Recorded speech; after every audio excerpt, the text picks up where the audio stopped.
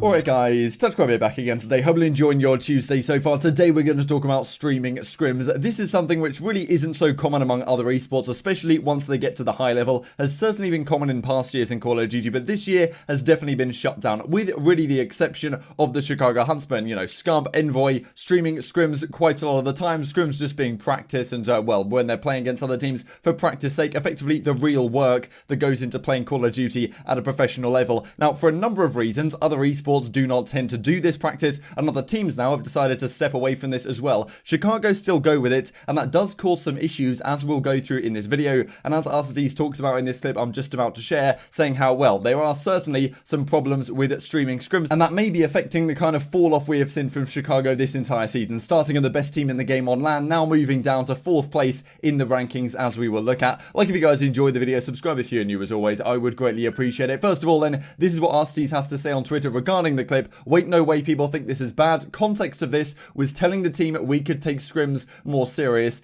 This is what he had to say. We need to know what the fuck we want to do on the map. I sit there and go on fucking speeches after we lose maps or after we win maps, what we could do doing better, and they're just sitting there saying, yo, thanks for the subscription. And I'm sitting there, I was like, cool, so I just had a fucking 10-minute conversation to Troy about getting better. So look, there's really considered to be a couple of key reasons why streaming scrims doesn't happen in other esports and has happened in Call of Duty in the past, doesn't happen so more, and really why Chicago is the only team to do it. First of all, Chicago know all about content, right? Of course, Hector Rodriguez building up the OpTic gaming brand, as with Scump and the other guys that are on this team right now, knew about content and the importance of that, bringing in new fans and bringing in new people to Call of Duty more generally, not just to your team. So definitely has some importance, impact, and that's why Chicago continue with it to this very day. And certainly for good reason, totally understand it. However, it can have some drawbacks and some downsides. The key one of which that most people talk about is the fact that, well, you give away some degree of information. Whether that's like your opening breaks, your opening rotations. Let's say you're on Gunrunner or something. It's like, okay, how many ARs are we going to use? How many SMGs are we going to use off the break? How many people are going to be send left? Are we going to send right? Let's say it's domination. You're on Gunrunner as well. Like, are we going to go for a B cap early on, or are we going to like send some people over to C? Let's see if we can practice that a little bit. And well, if you're practicing it in scrims against another team, they're going to know what you're trying, but the rest of the whole Call of Duty community is not going to know what you're doing. And definitely with all the coaches that we now have in the game, I remember Joey Nubsy, I think, was talking last year about how he used to pay for Crimsix's subscription on Twitch so he could go and watch their VODs back to look what their breakoffs were looking like. And of course, between events, given that Call of Duty is a year-long game,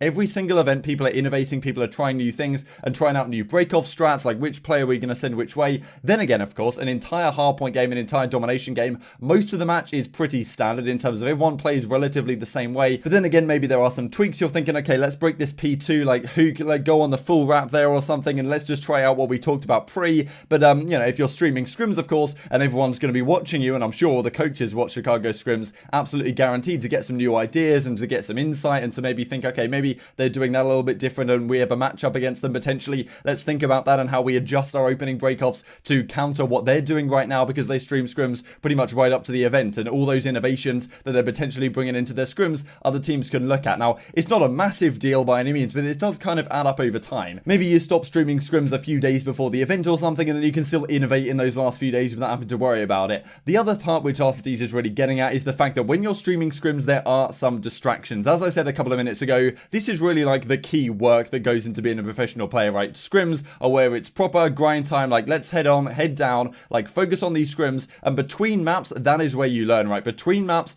that's when you discuss, okay, yeah, Alec, maybe you should have waited for me like one more second there on that rotation, so we're going to trade it out that kill at the back, get those spawns, and, you know, rotate well for P2, or whatever the case might be, right? There's all sorts of like micro communications, like small talk, this kind of stuff in the game, which after the game, after the match, is definitely crucial to talk about. Every single game, every team makes some mistakes, whether it's in terms of communication, whether it's in terms of rotation, whether it's for waiting each other or not rotating early enough. All of these things, like Call of Duty is honestly a very complicated game when you get down to the nitty gritty of it, and all of those things need to be discussed immediately after the game when teams remember about them, right? And that's what Arcitys is saying. He's saying, look, after the game, we need to be looking back on these mistakes, and Gunners has said similar things in the past before he got dropped from the team, that, well, with the scrims being streamed, wasn't the best for actually encouraging communication between the squad and deciding, okay, what's an issue here, what's, you know, what do we need to fix up on? And definitely, as Arcitys is saying, right, like, Sky, I imagine he's talking about Scump here, but not necessarily, saying like, oh, you know, thanks for the subscription. That's not helping the team dynamic, because you're going to forget exactly exactly what happened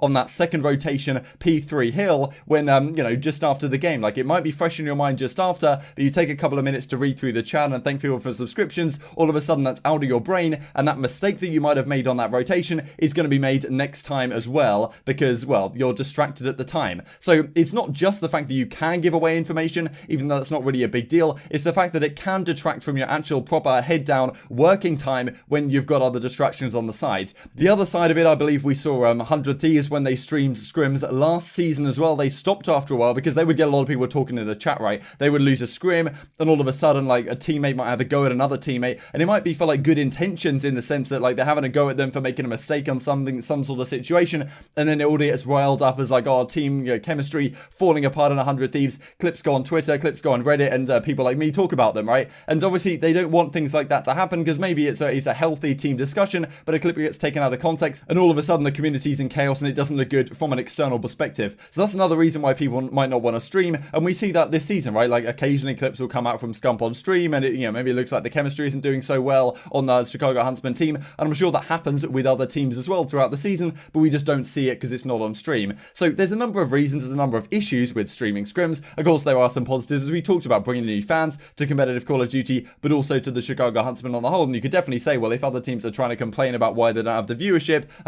this kind of stuff is what helps. Then again, with millions of dollars on the line, it's certainly understandable that teams don't take this route to give themselves the best possible chance of winning these events and representing their organization in that sense. Intrigued to hear your thoughts on the kind of stuff I've discussed here in the comment section below. Just wanted to take a quick look through then the actual results in terms of, well, KDs for this entire season. So as Kamalan says, 75 in 44 map win-loss. I think Chicago have the highest hardpoint win percentage in the league. Series win to loss 21 for 9. But as we'll look at here in terms of these KDs and just in a second, they ended up as a 4th seed for champ. So Atlanta Vase passed them, Dallas Empire 2nd, Florida Mutineers 3rd as well. And this is how their season really went. So early season, we certainly saw that London, Atlanta, they were always making it out of the groups, no issues at all. And then they make the Pristini change, they win that event at Seattle. But since then, it's kind of been downhill. They did make the finals at New York, but yeah, not the best results at Minnesota and Toronto, especially on this one. So certainly interesting to see how at the start of the season, I did feel like this team's trajectory was downhill in comparison to a team like at Dallas Empire, for example. Like, they started off great. They should start off great with the team they had, but with Gunners, I felt like the chemistry issues were going to get there eventually. And even with Pristini, they haven't managed to do so well most recently. Then again, it's an online league. But,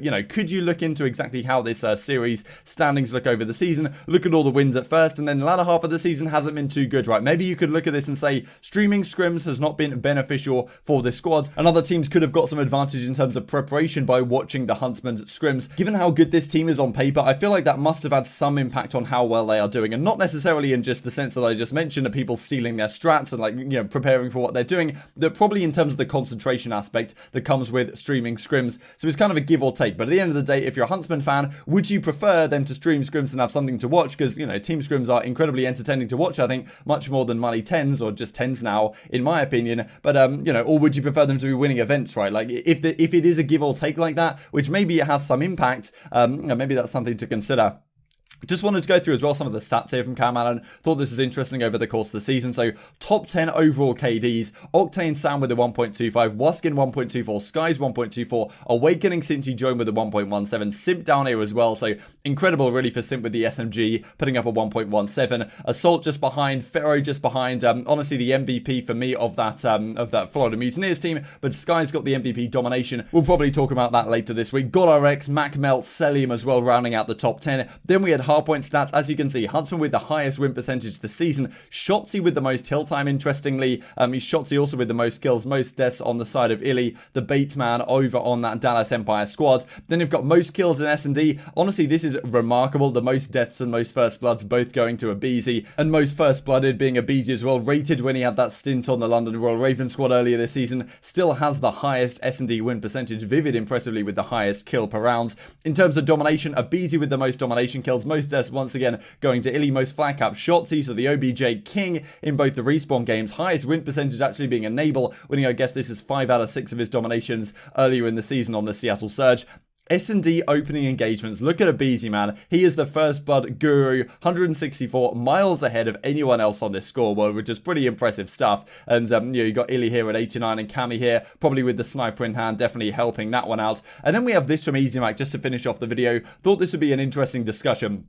We gotta have a throwback tourney on Black Ops 4 after champs with the franchise teams, have the bench players / AMs make 4 teams, and we could do a 16-team CWL style tourney. I'm sure a lot of people right now have been thinking, damn, Modern Warfare really isn't the greatest game for competitive, and always the question is about this time with champs on the horizon, what is going to be played on the off season, right? Because a few seasons ago it was Ghosts. Are we going to go back to Black Ops 3? With a tryout game on the horizon, it's almost certainly going to be a tryout game that we're going to be playing rather than a World War II or something like that. Even though I think a lot of people are starting to realize that maybe World War II didn't get quite the love it deserved, but you know, that's just the CoD cycle, I suppose. I think Black Ops 4 is definitely going to be one that a lot of people would consider playing because it's boots on the ground based fundamentally, even though it's kind of a strange boots on the ground title. Still plays very fast paced, in a sense, kind of similar to how Modern Warfare plays to some degree. But yeah, Black Ops 4, I'm sure a lot of people found that game more fun, thought the maps were certainly better. So yeah, gotta have a throwback tourney on that game. Would be really cool to have the franchise teams go into that, make up 4 more teams, do a 16-team CWL style tourney. That would be a lot of fun. And in previous seasons, we've seen something similar on other games, like Hitch has tended to put on these tournaments. So definitely something I'm looking forward to if it is at all possible. I hope you guys enjoyed the video. Like if you did, subscribe if you're new as always. Intrigued to hear your thoughts down in the comment section below.